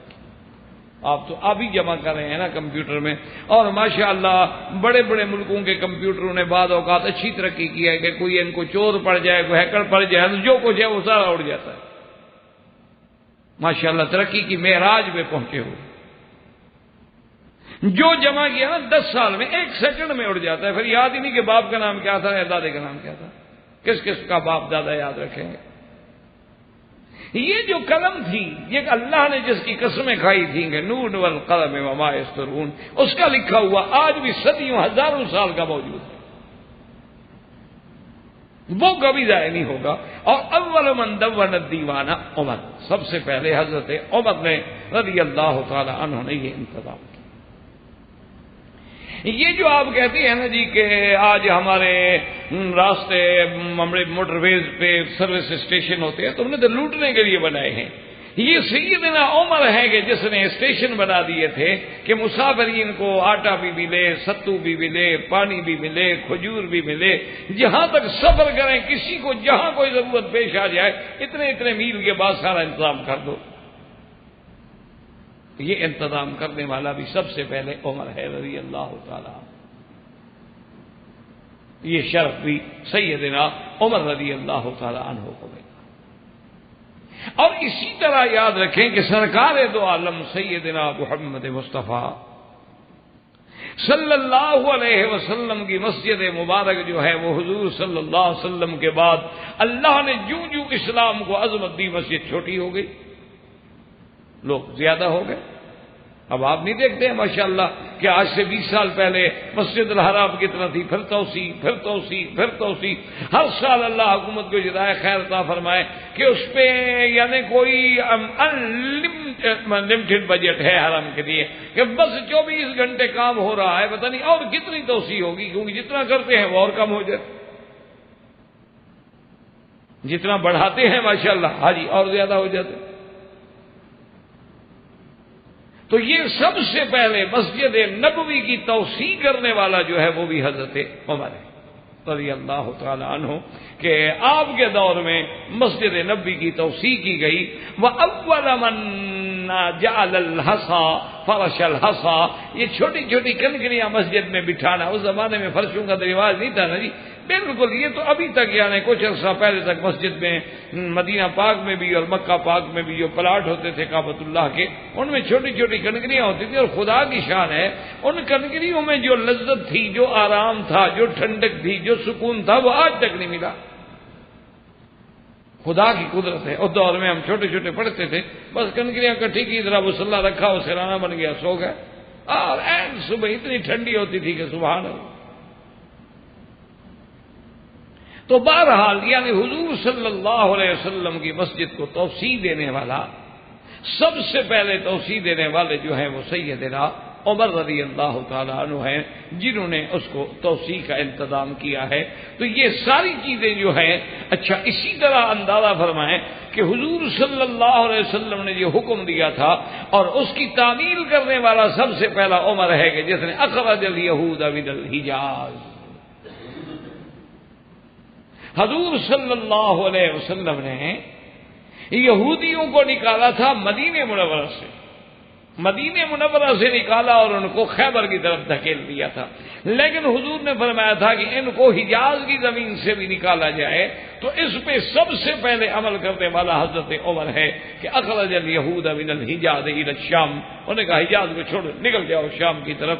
تو یہ شرف جو ہے. اور اسی طرح اخرج النصارى من نجران الی الکوفہ، اور مسیحی اور نصرانیوں کو بھی نجران سے نکال کے کوفے کی طرف نکالنے والا سب سے پہلے حضرت عمر رضی اللہ عنہ. یہ شرف اولیات کا جو ہے یہ بھی سب سے پہلے حضرت عمر کو رضی اللہ تعالی عنہ. اور اسی طرح علماء نے لکھا ہے کہ امیر المومنین ہونے کے باوجود اور خلیفہ رسول عربی صلی اللہ علیہ وسلم ہونے کے باوجود رات کو گشت کا انتظام کرنے والا جو ہے وہ بھی حضرت عمر ہے. کہ خلیفہ رسول اللہ ہے، امیر المومنین ہے، لیکن رات کو گشت کر دیکھ رہا ہے کہ رعایا کس حال میں ہے، کوئی ڈاکو تو نہیں، کوئی چور تو نہیں. اور ایک ایک گلی میں اور ایک ایک کی ضرورت کے احساس کا پورے معلومات ہو رہے ہیں. انہوں نے کہا کہ یہ شرف جو تھا یہ بھی سیدنا عمر رضی اللہ تعالی عنہ کو. تو یہ کہے جاتے ہیں مصطلحات العلماء میں اولیات عمر. اور اسی طرح علماء نے لکھا ہے، یاد رکھیں کہ مقام ابراہیم جو ہے اس کو اپنے ہٹانے میں اور اس جگہ جہاں اب موجود ہے لانے والا سب سے پہلا حضرت عمر. یہ مقام ابراہیم یہاں نہیں تھا، یہ تو بالکل کعبے کے دروازے کے پاس تھا. مقام ابراہیم جو ہے یہ تو بالکل کعبۃ اللہ کے دروازے کے پاس تھا. وہاں تک کافی عرصے تک نشان بھی بنا ہوا تھا اس جگہ کا. لیکن اس کے بعد چونکہ طوائفین کو رکاوٹ ہوتی تھی اور ان کے لیے مسئلہ بنتا تھا اور حضرت عمر رضی اللہ تعالیٰ عنہ بھی سوچتے تھے، لیکن یہ بھی فکر کرتے تھے کہ کہیں میرے اس عمل پر کوئی اعتراض نہ کر بیٹھے۔ اللہ کی شان ہے کہ سیل آ گئی اللہ کے حرم میں، اور مقام ابراہیم اپنی جگہ سے سیل جو تھی بہا کے لے گئی، تو سب سے پہلے اس جگہ رکھنے والا حضرت عمر ہے رضی اللہ تعالیٰ عنہ۔ اور اللہ کی شان دیکھیں کہ اللہ کو ایسا منظور ہوا کہ اسی جگہ کے لیے ہمیشہ کے لیے مقرر ہو گئے۔ اب حضرت عمر کا زمانہ بھی دیکھ رہے اور آج تک بھی دیکھ رہے۔ اور آپ کے بعد خدا کی قدرت دیکھیں گے، بہت سارے مسلمان بادشاہوں نے سوچا، انہوں نے خیال کیا کہ اس کو ہم اور پیچھے لے جائیں، تاکہ طواف کا چکر جو آپ دیکھیں نا، آپ عین حج میں بھی اسی مقام ابراہیم پہ آگے ہم پھنستے ہیں کہ لوگ نمازیں شروع کر دیتے ہیں، ماشاءاللہ پکڑ کے کھڑے ہو جاتے ہیں، رکاوٹیں، اور اس کے بعد جناب تو بہرحال بہت سارے بادشاہوں نے سوچا، لیکن جب انہوں نے علماء سے مشورہ کیا تو انہوں نے کہا کہ پھر یہ کھیل نہ بن جائے کہ جو بھی آئے وہ پیچھے ہٹاتا رہے اور پیچھے ہٹاتا رہے، بس اب جب عمر نے رکھ دیا ہے تو اسی جگہ رہے گا۔ تو اللہ تبارک و تعالی نے دراصل حضرت عمر رضی اللہ تعالی عنہ کی اس یادگار کو ہمیشہ کے لیے قائم رکھنا تھا۔ تو یہ بھی اولیات سیدنا عمر رضی اللہ تعالی عنہ ہیں کہ سب سے پہلے یعنی اس کام کے کرنے والا کون ہے؟ وہ عمر۔ اور اسی طرح یاد رکھیں کہ اولیات عمر میں رضی اللہ تعالیٰ عنہ سب سے پہلے حضور کے ساتھ کعبۃ اللہ میں آ کے کھلی عبادت کرنے والا، یعنی یوں سمجھیں کہ کعبے کا در مسلمانوں کے لیے کھولنے والا سب سے پہلا کون ہے؟ عمر۔ کہ ورنہ صحابہ جو ہیں وہ کھل کے عبادت نہیں کر سکتے تھے، حضور صلی اللہ علیہ وسلم تو پھر بھی آ جاتے تھے مسجد، لیکن صحابہ جرأت نہیں کر سکتے تھے اپنے گھروں میں چھپ کے، یا حضور کی خدمت میں بیت ام ہانی میں جمع ہو گئے، یا کبھی دار ارقم میں جمع ہو گئے، وہاں حضور سے قرآن سیکھ لیا، وہی کچھ باتیں سیکھ لی اور پھر آہستہ آہستہ ایک ایک دو دو کر کے منتشر ہو گئے۔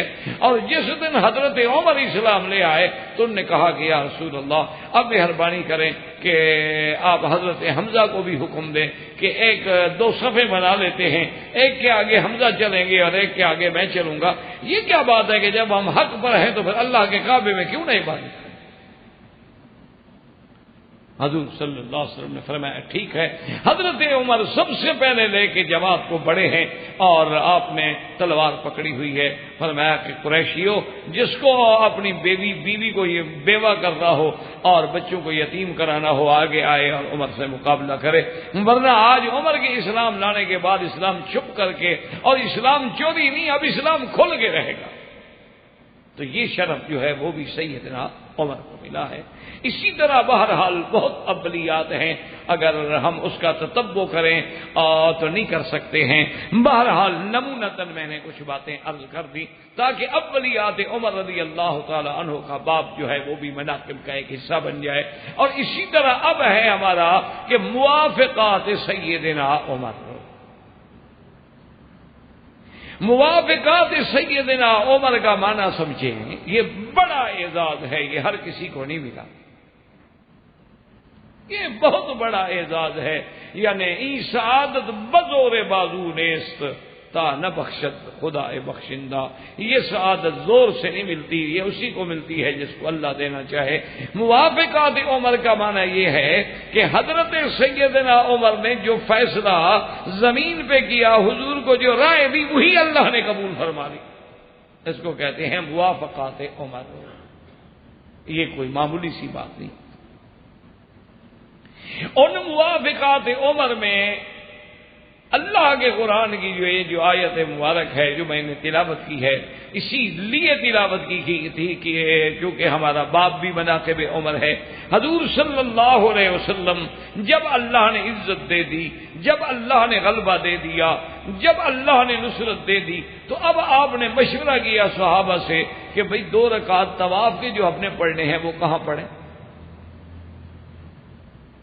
اور یہ 2 رکعت جو ہیں یاد رکھیں امام ابو حنیفہ رحمۃ اللہ علیہ کے نزدیک واجب ہیں اور باقی ائمہ کے نزدیک سنت ہیں، لیکن بس لوگوں کی زبان پہ چڑھ جاتا ہے کہ 2 رکعت نفل میں پڑھ لوں، طواف کی نفل نہیں ہوتے ہی، طواف چونکہ نفلی ہوتا ہے تو ذہن یہی کہتا ہے کہ 2 رکعت نفل، حالانکہ 2 رکعت پڑھنا امام ابو حنیفہ رحمۃ اللہ علیہ کے نزدیک واجب ہے اور باقی ائمہ کے نزدیک سنت ہے۔ یعنی امام صاحب کے نزدیک ایک دفعہ نہیں پڑھے تو جب یاد آئے پڑھنے ہوں، حضور صلی اللہ علیہ وسلم نے رائے دی صحابہ سے کہ بھئی کون سی جگہ ہم معین کر لیں تاکہ طواف سے فارغ ہو کے آدمی نے 2 رکعت جو ہے ایک مقام معین کر دیا جائے. ہر صحابی نے اپنی رائے دی. حضرت عمر رضی اللہ تعالی عنہ سے جب حضور نے پوچھا کہ عمر تمہاری کیا رائے ہے، تو حضرت عمر نے کہا کہ یا رسول اللہ اگر آپ مجھ سے پوچھتے ہیں نا تو میں کہتا ہوں کہ مقام ابراہیم کو مصلی بنا لیں، کیونکہ یہ کعبہ بھی ابراہیمی، بناء ابراہیمی، دین بھی ابراہیمی، ملت بھی ابراہیمی، اور اسی پتھر پہ کھڑے ہو کے سیدنا ابراہیم علیہ السلام نے یہ کارنامہ انجام عطا فرمایا ہے. تو جب حضرت عمر نے یہ رائے دی، اللہ تبارک و تعالیٰ کا قرآن بھی نازل ہوا کہ وَاتَّخِذُوا مِن مَّقَامِ إِبْرَاهِيمَ مُصَلًّى. اللہ نے فرمایا کہ میرے نبی ہمیں عمر کی رائے منظور. اور اس سے اصل مسئلہ سمجھے، حضور کی حدیث مبارک ہے کہ من سن سنتن حسنتن، جو بندہ کسی اچھے کام کی ابتدا کر دے، اس کام پہ جو قیامت تک لوگ عمل کریں گے اس ثواب میں حصہ جو ہے اس ابتدا کرنے والے کو ملے گا. اور اسی طرح حضور نے فرمایا جو بندہ کسی برائی کی ابتدا کر دے، قیامت تک جو گناہ ہوگا تو اس کے بندے پہ بھی لکھا جائے گا جس نے ابتدا کی ہے. اس لیے حضور نے فرمایا کہ اول من سن القتل قابیل، حضرت آدم کے بیٹے قابیل نے سب سے پہلے قتل کیا تھا. قیامت تک جتنے قتل ہوں گے تو ان کا گناہ جو ہے قابیل پہ بھی لکھا جائے گا. اب اسی سے اندازہ لگائیں کہ قیامت تک جتنے لوگ آئیں گے، عمرہ کریں گے، طواف کریں گے، حج پڑھیں گے، جب بھی آئیں گے مقام ابراہیم پہ 2 رکعت پڑھیں گے تو ثواب حضرت عمر کو لکھا جائے گا رضی اللہ تعالی عنہ وارضاہ. اچھا خدا کی شان دیکھیں جو عمر کو نہیں مانتے وہاں نماز پڑھنے کے لیے وہ بھی لڑتے رہتے. خدا کی شان، یہ اللہ کی شان ہے. اللہ تبارک و تعالی نے جس مقام کو عزت و عظمت دینی ہو، یعنی اللہ نے قرآن میں ذکر فرما دیا، لیکن یہ موافقت تھی حضرت عمر رضی اللہ تعالی عنہ کی رائے کی کہ عین جو عمر نے رائے دی تھی وہی اللہ کا قرآن نازل. اسی طرح سیدنا عمر رضی اللہ تعالی عنہ کے بارے میں، مقام بدر کے بارے میں بھی کتابوں میں آتا ہے کہ دونوں چیزیں جو ہیں وہ حضرت عمر کی رائے تھی. ایک تو سب سے پہلے جب حضور صلی اللہ علیہ وسلم نے بدر سے نکل کے قافلے کے لیے ابو سفیان کے قافلے پہ حملہ کرنے کا ارادہ کیا تو اس میں جب آپ نے مشورہ دیا تو کچھ لوگوں نے کچھ مشورہ دیا، کچھ نے کچھ مشورہ دیا. جب حضرت عمر سے پوچھا حضرت عمر نے کہا حضور بالکل جانا چاہیے، یہ قافلہ نہیں ہے، اس میں سارے قریش کا مال ہے جو ہمارے خلاف جنگ میں لگے گا. یہ تجارتی قافلہ نہیں ہے تو حربی قافلہ ہے. تو اس کو بھی اللہ نے قرآن میں فرمایا کما اخرجک ربک من بیتک بالحق، میرا بدری جیسے تیرے رب نے تجھے نکالا ہے مدینے سے. یعنی معنی یہ ہے کہ یہ حضور کا وہاں سے نکلنا جو ہے عمر کی رائے اور حکم خدا تھا، تب حضور نکلے مدینہ منورہ سے بدر کے. اور اسی طرح اسارہ بدر کے بارے میں کہ جب جنگ بدر ہو گئی اور یہ مقام بدر، اصحاب بدر، جنگ بدر، یہ بہت بڑی عظیم ترین اول غزوۃ فی الاسلام، یہ اسلام کا سب سے پہلا غزوہ ہے. اور اسی کو اللہ نے قرآن میں یوم الفرقان، اور اس واقعے کو اللہ نے قرآن میں جتنی تفصیل سے بیان فرمایا ہے، کوئی معمولی سی بات تو نہیں کہ حضور نے فرمایا کہ اصحاب بدر سے کہ ان اللہ اطلع الی اہل بدر، اللہ نے بدر والوں کی طرف نظر فرمائی اور فرمایا اعملوا ما شئتم فانی قد غفرت لکم، جاؤ بدر والے جو مرضی آیا کرو تمہاری بخشش ہو گئی. یہ شان بدر میں ملی. تو اب جناب بدر میں ایسے ہوا کہ 70 یہود مشرکین کے بڑے بڑے صنادید، بڑے بڑے سردار، بڑے بڑے ستون جو تھے وہ تو مارے گئے. اور 70 جو تھے ان کے قید ہوئے، اور جو قید ہوئے ان میں بھی بڑے بڑے لوگ ہیں. تو حضور صلی اللہ علیہ وسلم نے اسارہ بدر کے بارے میں صحابہ سے رائے رکھی، کیونکہ اسارہ بدر کے بارے میں اب یہ بات ہو سکتی تھی کہ یا تو بھئی ان کو ہم چھوڑ دیں، کچھ بھی نہ لیں، چھوڑ دیں، یا ہم ان کو چھوڑ دیں لیکن کچھ فدیہ لے لیں تاکہ مسلمانوں کی مالی مدد ہو جائے، یا ان کو ہم سزا میں قتل کر دیں۔ یہ مختلف آراء تھی، تو حضور صلی اللہ علیہ وسلم نے، اللہ کا حکم یہی ہے پیغمبر کو بھی کہ اگر ایسا کوئی اہم کام ہو تو مشورے سے کیا جائے۔ حضور صلی اللہ علیہ وسلم نے مشورہ لیا، دیگر صحابہ سے بھی لیا، اور حضرت ابو بکر رضی اللہ تعالیٰ عنہ سے پوچھا کہ ابو بکر تمہارا کیا مشورہ ہے؟ تو ابو بکر رضی اللہ تعالیٰ نے کہا کہ یا رسول اللہ، ان کو بڑی سزا مل گئی ہے، 70 ان کا بندہ مارا گیا، اب یہ لوگ جو ہیں پھر بھی کچھ ہو آپ کے ساتھ بھی قرابت داری ہے، رشتہ داری ہے، میری رائے تو یہ ہے کہ ان سے فدیہ لے لیا جائے، کچھ چیز مقرر کر دی جائے تاکہ مسلمانوں کی مالی مدد ہو جائے اور ان کو چھوڑ دیا۔ اس کے بعد حضرت نے سیدنا عمر رضی اللہ تعالیٰ عنہ سے پوچھا کہ عمر تمہاری کیا رائے ہے؟ حضرت عمر رضی اللہ تعالیٰ عنہ، یعنی آپ حیران ہوں گے کہ اللہ تبارک و تعالیٰ جس کو جو شان دے دے، یہ حضرت عمر رضی اللہ تعالیٰ عنہ ہیں جنہوں نے کہا کہ یا رسول اللہ صلی اللہ علیہ وسلم میری رائے پوچھتے ہو؟ آپ نے کہا تمہاری رائے کیا؟ انہوں نے کہا اللہ کے نبی جنہوں نے حضور آپ کا کلمہ نہیں پڑھا، جنہوں نے اللہ کی توحید کا اقرار نہیں کیا، پھر مکے سے آپ کے مقابلے کے لیے فوج لے کے آ گئے، اگر ان کو موقع ملتا ہمیں چھوڑ دیتے؟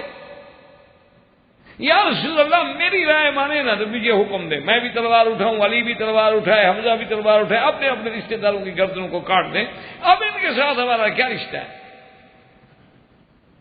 اور حضور آج ہی کفر کی جڑ کاٹ دیں ہمیشہ کے لیے، اگر جڑ چھوڑ دی نا پھر درخت نکل آئیں گے۔ حضور صلی اللہ علیہ وسلم فرمایا عمر بڑے سخت آدمی ہو، ان کو کوئی تھوڑی سزا مل گئی ہے، ابھی 70 ان کا مارا گیا۔ انہوں نے کہا حضور جتنا مل جائے ان کو ختم کرو۔ اور آپ حیران ہوں گے کہ حضرت عمر جو ہیں ان کی والدہ جو ہے نا جی، یہ بھی ان کی والدہ جو ہے وہ بھی حشام کی بیٹی ہے، اور حشام مغیرہ کا بیٹا ہے، یعنی ابو جہل کے خالو ہیں، رشتے کے اعتبار سے وہ بہن بنتی ہے ابو جہل۔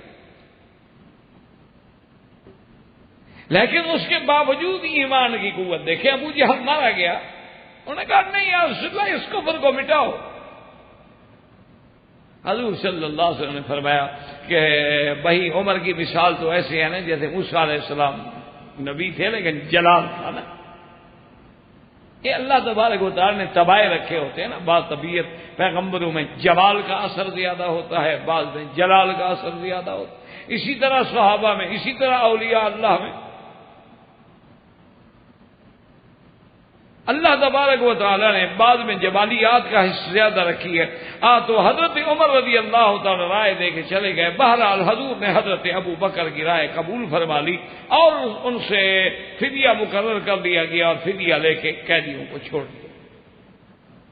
اب دوسرے دن جب آئے تو حضرت عمر کیا دیکھتے ہیں کہ حضور بیٹھے ہیں، چھوٹا سا درخت ہے، یہ جیسے صحرا میں جال کے درخت ہوتے ہیں یا کیکر کا درخت ہوتے ہیں، چھوٹے چھوٹے درخت ہوتے تھے، ان کے نیچے بیٹھے ہیں اور حضرت ابو بکر بھی بیٹھے ہیں، اور حضور صلی اللہ علیہ وسلم بھی آنسو بہا رہے ہیں اور حضرت ابو بکر بھی آنسو بہا۔ حضرت عمر آئے، سلام کیا، آ کے عرض کیا کہ یا رسول اللہ اضحک اللہ سن، اللہ آپ کو ہمیشہ مسکراتا ہوا رکھے، آپ رو رہے ہیں مجھے بھی بتائیں تاکہ میں بھی شریک ہو جاؤں غم میں۔ آپ نے فرمایا عمر ہم نے تیری رائے منظور نہیں کی، یہ درخت دیکھ رہے ہو یہاں تک گویا اللہ کا عذاب آ گیا، اگر اللہ عذاب اتار دیتے لما نجا منہا الا عمر و سعد، صرف عمر اور سعد بچتے اور کوئی اللہ کے عذاب سے نہ بچ سکتا۔ یہ تو اللہ کی مہربانی ہے کہ اللہ نے معافی عطا فرما دی، لیکن اللہ نے فرمایا کہ میرے نبی جو رائے عمر نے دی تھی آپ نے کیوں قبول نہیں کی؟ تو یہاں بھی کہ ما کان لنبی ان یکون له اسری حتی یسخن فی الارض، اللہ نے فرمایا یہ میرے نبی کی شان تو نہیں کہ ہم قیدی، تیرے دشمن قیدی بنا کے آپ کے ہاتھ میں دے دیں اور آپ ان کو چھوڑ دیں۔ آپ صرف دنیا کی چند روزہ زندگانی کی عزت کو مقدم رکھیں، آرام کو مقدم ہے، اپنے ان کو کیوں چھوڑا ہے؟ لولا کتاب من اللہ سبق لمسکم فیما اخذتم، اگر ہم فیصلہ نہ کر چکے ہوتے میرا بدری کہ ہم آپ کو معاف کر چکے ہیں، پہلے سے فیصلہ ہے ہمارا، اگر یہ فیصلہ نہ کر چکے ہوتے اور آپ کو اور اہل بدر کو معاف نہ کر چکے ہوتے تو ہم عذاب عظیم نازل کرتے کہ آپ نے دشمنوں کو چھوڑ دیا اور عمر کی رائے کو قبول نہیں کیا۔ تو یہ بھی وہ آیت مبارکہ ہے جو موافقات سیدنا عمر رضی اللہ تعالی عنہ میں ہے کہ حضور صلی اللہ علیہ وسلم نے فرمایا کہ بھئی اگر اللہ نہ کرے اللہ نہ کرے اللہ نہ کرے اگر وہ عذاب نازل ہوتا تو پناہ پانے والا صرف حضرت عمر ہوتے یا حضرت سعد، تو یہ مقام جو ہے یہ بھی حضرت عمر کو، یہ بھی یعنی موافقت قرآن کریم۔ اسی طرح ایک روایت میں آتا ہے کہ ایک دن حضور صلی اللہ علیہ وسلم کی خدمت میں حضرت عمر آئے، انہوں نے کہا کہ یا رسول اللہ یدخل علی نسائک البر والفاجر، حضور یہ آپ کے گھر میں اچھے لوگ بھی آتے ہیں، ہر بندہ تو حضرت اچھا نہیں ہوتا، کسی میں کوئی کمزوری ہوتی ہے، آپ کے گھر میں آنا، آپ کی بیویوں کے پاس آنا اور پردہ کوئی نہیں، حجاب کا حکم کوئی نہیں، یا رسول اللہ میری غیرت قبول نہیں کرتی، یا رسول اللہ میری غیرت نہیں برداشت کرتی کہ اللہ کے نبی کے گھر میں پردہ نہ ہو، حضور کی بیویاں گھر سے باہر جائیں قضاء حاجت کے لیے بغیر پردے کے،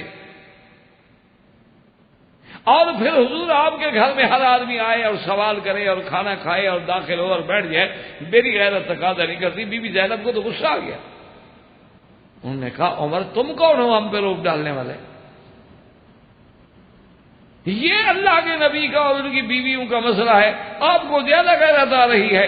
اللہ نے اسی وقت قرآن نازل کر دیا کہ یا ایھا النبی قل لازواجک وبناتک ونساء المؤمنین یدنین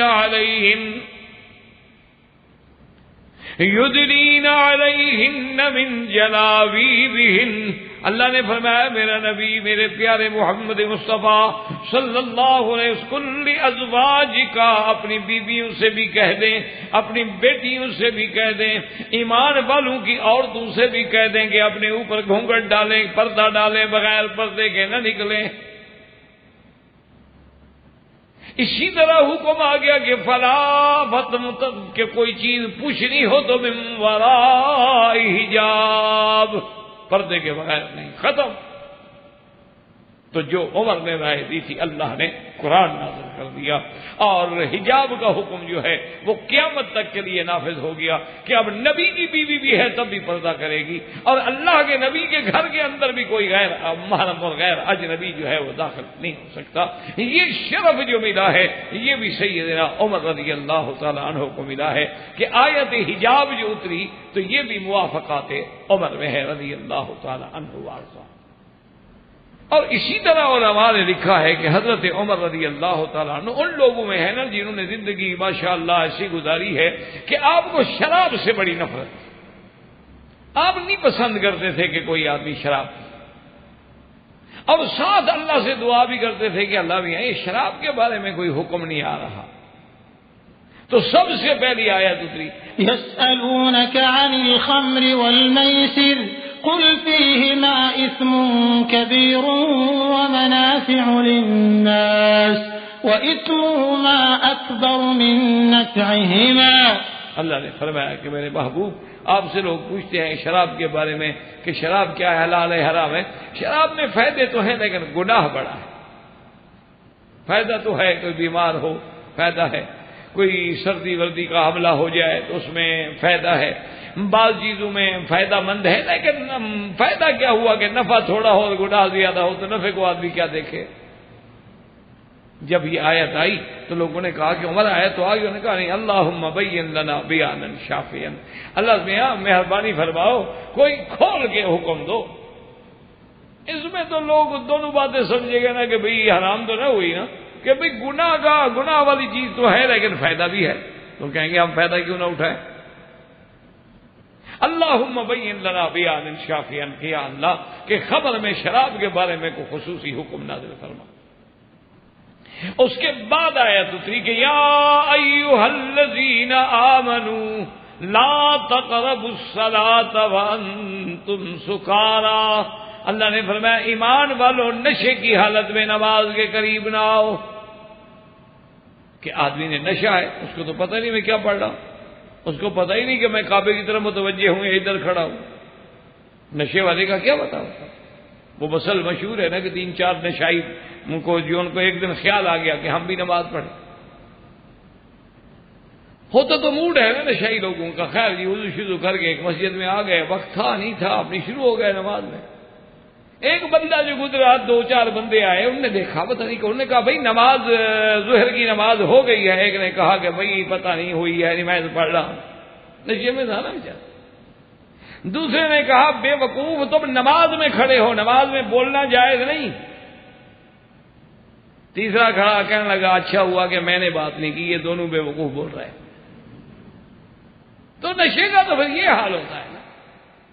تو انہوں نے کہا کہ اللہم بین لنا بیانا شافیا، اللہ کو واضح بیان فرماتی. یہ آیت آ گئی کبھی نماز کی حالت میں نہ ہو. اب صاف بات ہے کہ جو ظہر کو پیے گا ڈرے گا عصر کیسے پڑھوں، عصر کو پیے گا ڈرے گا مغرب کیسے پڑھوں، مغرب کو پیے گا تو ڈرے گا عشاء کیسے پڑھوں. تو اب لازمی چلو رات کو کسی نے پی لی تو پی لی، لیکن باقی ٹائم جو تھے وہ تو بچ گئے. حضرت عمر کو کہا کہ حضرت عمر ماشاءاللہ آئے دعا کیوں نہیں کرنا اللہم بین لنا بیانا شافیا، اللہ میاں اس میں واضح حکم دے. حضرت عمر دعا مانگتے رہے، آخر اللہ نے حکم جاری کر دیا کہ حرم علیکم الخمر، اللہ نے خمر کو حرام کر دیا ہے، اور اس کا ایک قطرہ بھی حرام ہے، ایک گلاس بھی حرام ہے، ایک من بھی حرام ہے. اور اتنا بڑا حرام ہے، اتنا بڑا نجس ہے کہ انجس الاشیاء ہے کہ صحابہ نے جو پوچھا تو انہوں نے فرمایا جن برتنوں میں ان برتنوں کو بھی توڑ. تو جب آیا تو حضرت عمر مطمئن ہو گئے، کہا کہ الحمدللہ اللہ تیرا شکر ہے کہ تو نے اس مسئلے کو واضح فرما دیا. تو اس لیے علماء نے لکھا ہے کہ حرمت خمر کا جو حکم ہے وہ بھی موافقات عمر میں ہے. اچھا ایمان سے اندازہ کریں کہ اس آیت کے آنے کے بعد کتنے مسلمان بچے اور قیامت تک کتنے بچیں گے شراب سے. تو ان سب کو شراب سے بچنے والوں کو، اس حرمت پہ عمل کرنے والوں کو جو ثواب ہے اس کی ابتدا حضرت عمر پہ بھی جائے. تو یہ حکم دیا. اور اسی طرح جب سیدنا آقا نامدار سرکار دو عالم صلی اللہ علیہ وسلم کا زمانہ گزر گیا، پھر دور صدیقی گزر گیا، پھر عہد فاروقی جب شروع ہوا، تو اب جب شراب کا مسئلہ آیا تو حضور کے زمانے میں حد ہوتی تھی 40.